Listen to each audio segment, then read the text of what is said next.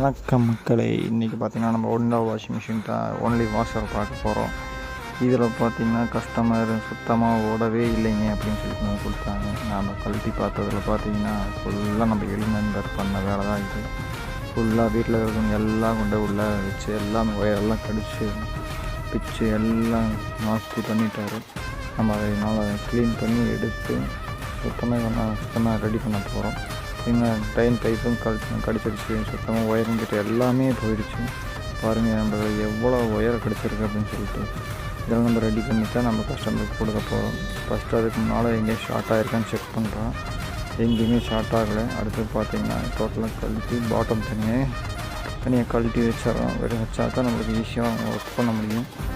பார்த்திங்கன்னா மேலே பார்த்தா டைமர் இருக்கிற இடத்துலையும் ஒயர்லாம் ஃபுல் டேமேஜ் பண்ணியிருக்கு. இது எல்லாமே நியூ ஒயருக்கு சேஞ்ச் பண்ணணும். பழைய ஒயர் அப்படியே டேப் அடித்து போட்டோம். சரியாக நாங்கள் இப்போ டேப் அடித்தது அது இப்போ செக் பண்ணுறக்கா டேப் அடித்தோம். எல்லாம் புது ஒயர் மாற்றி செக் பண்ணி பார்க்கும்போது எல்லாம் சூப்பராக இருக்கும். ஓடுது, எல்லாமே பக்காவாக இருக்குது. பக்கா கண்டிஷன் மாறிடுச்சு. நம்ம அப்படியே நீங்கள் கஸ்டமருக்கு டெலிவரி கொடுத்துடலாம்.